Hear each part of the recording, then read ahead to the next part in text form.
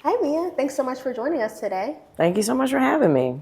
So, renowned singer-songwriter, you've played at Tipitina's, Jazz Fest, Essence Fest, but I'd love to get into the business side of your music career today. Okay. So, my first question for you is you've released all of your music under your own label, Blaxican Records. Why was ownership important to you from the start? Um, Ownership of my masters was particularly important to me just because that's my intellectual property. And I didn't want anyone else to be able to monetize my IP without my permission. We also recorded like a 3-song EP in Nashville with a producer out there, and I immediately got a weird vibe. And you hear stories about Nashville and the music industry, especially. I tend to go in a little bit on the naive side. I give people the benefit of the doubt, but as soon as I feel the tingle, I'm like, no, no, no.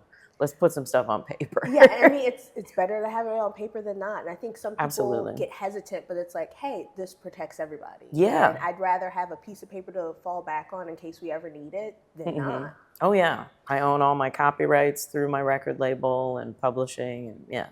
What is copyright included under masters, or what is included under when you say you own your masters? Like, what does that mean? I own the physical copies of my musical recordings.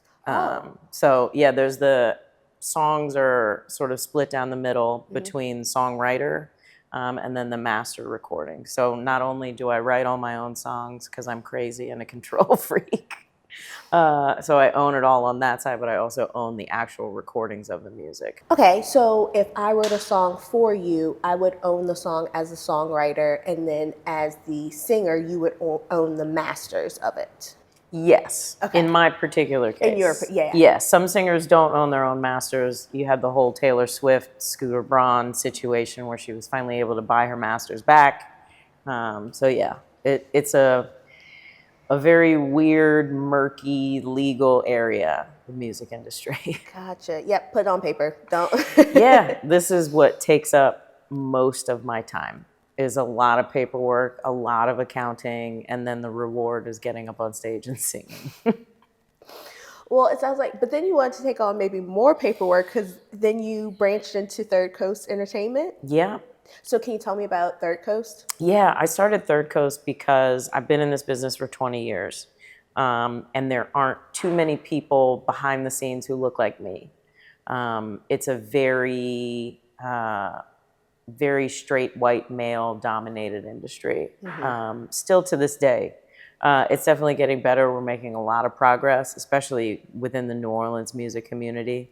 But yeah, it's just, you want to see a familiar face backstage. You want to feel comforted and, feel like somebody's looking out for you and your best interests as well. And that has been the case with a lot of people that I've worked with, but not always the case.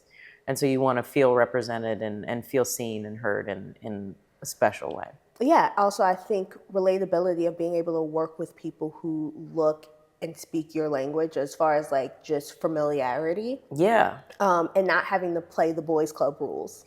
Yeah, it's like I know what, a woman musician would prefer backstage. It's just these little things that wind up going a long way and creating a really positive experience for everyone on stage and off stage. That's a good point. I think of with my video marketing company, when I'm on set, sometimes the guys don't notice something and I'll be like, hey, like you're filming her and her hair looks crazy. Like, Yeah. Like somebody get her a mirror. Let's tell her Yes. to tuck it behind the ear or something. Yeah. It's those little things I think that also matter because then that person feels seen. Yes, absolutely. Right. We weren't done after Third Coast because then you started a foundation after that. I did, yeah. The idea with Third Coast is to eventually create large festivals and larger scale events. And I say larger scale. I did the Super Bowl this year, and that's too large. So it was good to start small and then go very big. And now you're like, this is where I want to land, right in the middle. But it's important to get funding for these events, and nonprofits are a great way to do that. Grant applications, getting corporate sponsorships. It's a much easier partnership with a nonprofit. Gotcha. So the Borders Foundation and Third Coast Entertainment kind of work together then on events, or that's the goal, is to have those two work together on events then? Yes, Okay. they work hand in hand. We've got a concert series called Under the Influence, which is a tribute series. Our first show is, we're honoring Betty Davis this weekend, who's a funk pioneer that not enough people know about. Yeah. And so that's the kind of stuff that I want to do. I want to highlight women. I want to highlight BIPOC artists. I want to highlight LGBTQ artists. Where is is it going to be held in the same space every time? Yes, it's at Broadside, the indoor stage. Okay. I love it over there. A woman manages it. It's fantastic. What's been the biggest challenge of being both an artist and a business owner? How do you manage those two roles? It's different sides of the brain. And so you have to be ready to flip that switch. I used to have horrible stage fright. And I learned how to flip the performer switch on. And so it's like Mia off stage is very different from Mia Borders on stage with the sunglasses and the hair and the fans and stuff. And so the business side is just another switch that you have to flip. And it's just like, okay, let me dive into my spreadsheets and let me exercise those muscles a little bit. Let me put on my networking hat, which is my least favorite hat. You got to shake hands, you got to meet people. Yeah. It's a different presentation of myself when I'm walking into the room as Third Coast or as the Borders Foundation. Whereas if I'm Mia Borders, the performer, it's kind of just like, oh, you can sort of just get a little bit wild with it, but I'm much more buttoned up on the business side of things. Yeah, that's a lot of different hats. And Yeah. Yes. So you mentioned your new series, Under the Influence, and how you want to elevate LGBTQ artists, BIPOC artists. Why do you feel it's important, and women, why do you feel it's important to elevate these groups? I've always been a part of the marginalized community, pretty much wherever I go. And again, it's just about representation. It's about being given opportunities that are often handed to other people just because they are already in the room. And I just want to open the door for other people. Do you have any advice or tips or anything you've learned from, because it is hard to get into the room. Yes. I feel like we all have, and especially our Flyte cohort, all of these women will have examples of times where they were just trying to find a way into the room. Not even a seat at the table yet. Yeah. I just want to be a fly on the wall. Just let me stand in the corner. Yeah. Anything that you feel like has helped you either get into those rooms or maybe just feel more comfortable in those spaces? Man, it was a lot of fake it till you make it for me. So many times I feel like I don't belong in the room. And so then that makes me hesitant to even try to get in. But I realize the more that I advocate for myself, the more I advocate for my peers, the stronger my position is. Yeah. And it's just, you have to be unapologetically true to yourself and say, hey, I actually do deserve to be in here, and here's why. This is an accomplishment, this is an accomplishment, this is an accomplishment, and I deserve some respect. And if, there have been instances where the door has been shut in my face, and then I just go build something else for myself. Yeah. Yeah, you have to find other people who are trying to do the same thing that you're doing. And it really, it can't be done in a vacuum. It can't be done alone. It's all about the community. Yeah. I think when you find that community, also you guys get to uplift each other, right? So when you feel like, man, I'm not getting where I need to go, or is this right? You know how you talk about like second guessing yourself, faking it till you make it. That community also helps you be like, no, you got this. Yes. Go, girl, go. Every once in a while, I'll get a message from somebody to be like, hey, you're crushing it right now. And meanwhile, you know, that text comes in where I'm sitting at my desk just like spaced out at blank screens. It's just like, I don't know what step to do next. I have to do so many things, so I'm just going to freeze and not do anything. And then you just get that little word of encouragement. It's like, okay, Yeah. somebody on the outside sees how hard it is on the inside. And so I'm going to keep going. Anytime someone compliments either of my businesses' Instagram posts, I'm like, so someone's looking other than my mom. Like, thank you. Thank you. That is so real. Yeah. All right, so we're looking ahead. What's next? I'd like to talk about what's next for all three, well, really four different hats, you know. These are just the hats I've brought to this interview. You're right, because we were talking about other hats before we started rolling. So we'll try to keep it brief and just do four hats. Performer hat, Lexicon Records, Third Coast Entertainment, and Borders Foundation. Yeah. Musically, you know, the calendar is always full. I stay working. Even though I complain about how I never have any time off, I'm in charge of my calendar. But it's good like that. Like I said, that's the reward, performing and getting out there. We're going to be at Crescent City Blues and Barbecue Fest. That's extra exciting for me because I get to bring the 10-piece band. Oh. Is that that's in New Orleans? That's in New Orleans. Okay. But yeah, that's always a fun show just because I get to bring the big band. Just the demands of the industry. I started with a band in 2006, and then it just gets smaller and smaller, and I find myself touring solo more and more these days, just because people don't want to pay for music. But that's a whole other issue. Yeah. So yeah, we've got some good fun shows coming up. And then Third Coast, we've got Under the Influence. We've got the Betty Davis show. We've got a Bill Withers show coming up. I haven't decided on the third one. It's a lot. It's just so many people who have influenced me and so many people that I want to highlight. And so many musicians in the city who I think would be really excellent at showcasing those other people's talents. So it's just like, there's so many. That's when I freeze. When somebody's like, what's the next one? I'm like, yeah.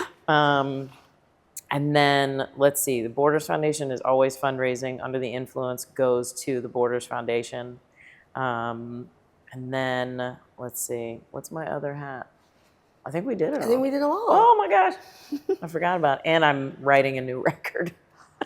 That's exciting. It is, yeah. I did a couple of artist residencies earlier this year because I can't stop working unless I physically remove myself from the situation. So I went to Mexico for a couple weeks and wrote, and I went to Brazil for a couple weeks and wrote. And so I'll start getting my stuff together to get into the studio and record another record. Ooh. When are you hoping to get back in the studio? It's usually the early part of the year. Okay. So like January, February. It used to be that we would all, like New Orleans musicians, would all plan our album releases for Jazz Fest and French Quarter Fest, because festival season, it used to be really big in terms of selling physical music. But those days they're gone now. It's we can go on and on about the shift in. I was just talking to my niece and nephew about a CD, and they were like, why do you give people this? And I was like, well, my music is on there. And they're like, your music is on Alexa. And it's like, thank you. Goodbye. I'll just keep all these CDs in my closet, I suppose. That makes me think of another question for you. Since we just mentioned how much the music industry has changed, earlier we were talking about film industry, how equipment has changed. What's a way that you kind of stay either ahead of technology or trends in any industry you're working in? Honestly, it's podcasts. Podcasts and industry newsletters. There's some really, really great resources in the music industry, in the entertainment industry in general. I was just listening on my drive over here about how social media virality is not the way to sustain a successful music career. Yeah. And I taught at Loyola in the music department for many years. And it just, to the students, it was all about, I got to get, like a viral hit on TikTok. And, they're now doing these research reports and asking users, why don't you follow up with musicians that you hear about on TikTok? It's like, I hear them all the time on TikTok. I don't need to leave TikTok. Yeah. That's crazy. Yeah, and it's just about how to get, engagement turned into true fandom. Yes. How do I get you to find me wherever and then actually follow me on social media, follow me on Spotify, buy my music from me directly on Bandcamp through my website? Like, there's so many resources available, and I found podcasts to be just really easy. I'm always on the run, and so I like just having something in my ear. Yeah. Virality is a hot topic, I think, in any industry, because it's like, oh, if I hit, 1 million likes or views, whatever, but it's like, that is on that one video on this 1 second, is that you hit that million. Like, none of those people might not translate into actual fans, actual followers, people who show up to a show. It's all about butts and seats. Yeah. And I think that's really across all business. You can try and reach as many people as possible, but it's about that core group of people who are gonna stick with you. If you're a musician and you have 100 fans who will give you $100 every year, you're doing okay. It's not, you don't need 100,000 followers on TikTok or Spotify or Instagram if those people are just liking and scrolling on to the next thing. You've got to find your people. You got to make them feel seen and special and like they're a part of what you're building. So you mentioned your freeze response and how, kind of catches you, freezes you in the moment. How do you work through those? Yeah, I mean, task paralysis is real. That is very much like the home base of my ADHD. And so it's really, sometimes I have to yell at myself out loud. Be like, just get up and do it. And it's always the smallest things. Like, it's always the smallest thing, sending an email or returning a call, or, just putting dishes in the dishwasher. It's like, I have to kind of not bully myself, but, be the aggressive coach in the corner that's like, get up, you can do it. And once you start, honestly, like the first 2 minutes of the task, are the hardest part. Yeah. And then you get into the flow eventually.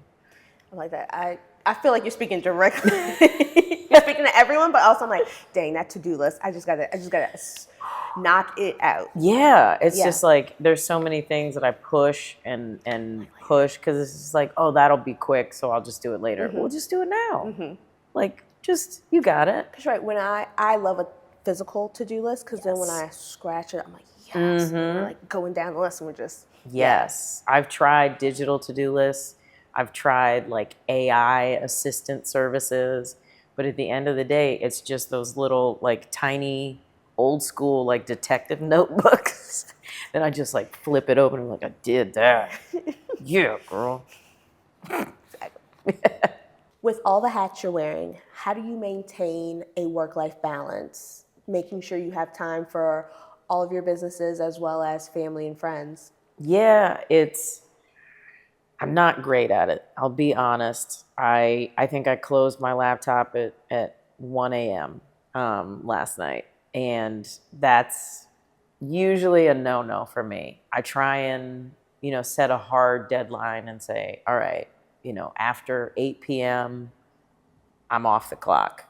Because the thing about being an entrepreneur is that it's a 24/7 job. Like, my email is always open. I'm always on my phone, ready to respond and ready to follow up on a lead. And so it's hard to find that balance. But I know the things that are important to me, and I know what I want to put my time and attention to. And sometimes that's work. Sometimes that's just going to the pool with my niece and nephews and just throwing them around, and just having that time to sort of re-ground myself. And you need to find what grounds you. For me personally, it's water, any kind of water. I love being by, any sort of natural body of water, but, here in New Orleans, I'm not getting into the bayou, okay? People love to swim up in there. Please don't. No. It's disgusting. I'll I was born and raised body here. of waters here. Absolutely not. So yeah, go to the pool. I also practice a lot of self-care. Salt baths are a huge thing for me as well, because it is a physically demanding job. And it's physically demanding in weird ways too, like being up on stage for 3 hours straight, holding a guitar in this position it will damage your body to some extent. Yeah. And so there's, regular self-care, there's massage, and then the Epsom salt soaks and, physical therapy. Yeah, gotta take care of yourself. You really do have to take care of yourself, because that's such a first-class ticket to burnout, is letting yourself slip through the cracks. Yes, mentally and physically, because even if you're mentally still ready, like if your body's sore and tired, you can't get done what you need to, and vice versa. If you're mentally tired. Yeah, I find that, especially for the mental aspect of it, if I'm getting into a regular groove of like reading before I fall asleep instead of watching something or being on my phone, I'm 10 times better the next day. If you could give any advice to your younger self, what would you say? Well, I'll give you an answer in 2 parts. I would tell very little Mia, who started ballet at 5 years old, that it's going to be worth it in the end. And I would also tell her to not quit piano, because that really set us back in music theory. And then, 20 years ago when I started, as a professional musician, I wish that someone had told me that it's okay that it's about me. I had, I started performing live with some friends, and, they were lawyers and a psychologist, and so being a full-time musician was not in the cards for them, certainly not according to their wives. They're like, we didn't sign up for this. You want to take them on tour? That's cute. No. But I wish that I'd felt more comfortable and confident in my own skin, because it felt like we'd started this together, and so we would always have to do it together. And when they eventually left, I felt alone and abandoned. That's a huge thing for me. But I wish that someone had said, this is about you. It's your name on the marquee. It's your name on the albums. You are the one writing the songs. It's okay to own this. And it's okay to step into that and sort of, stand in your own light. Yeah, that confidence of like ownership of your masters, ownership of your image, like ownership of what you're doing, and that confidence. Absolutely. It was, I was so afraid. I didn't even perform solo until I was maybe like 5 years into my career, just because I was so afraid to be up there by myself and be vulnerable in that way. But yeah, I wish that somebody had told me in the beginning, it's like, it's all right. It can be about you. Well, my last question is, if you could give one piece of advice to our cohort of entrepreneurs, what would it be?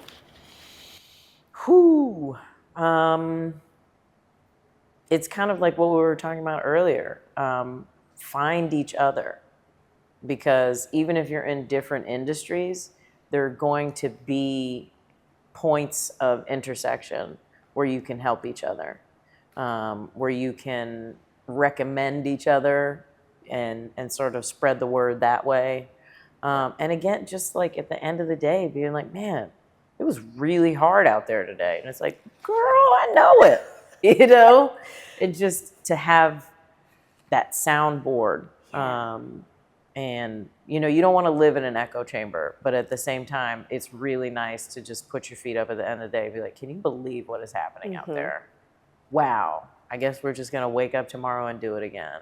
Entrepreneurship is so lonely, and like to have a community or a group or people you can that's what I really appreciate about Flyte, is just having a space where there's people who are going through similar things, who are learning the same things I'm learning at the same time. Yes. And like you said, just put your feet up and be like, dang, That was rough. That And then was you just pat each other on the back Yeah. and keep going.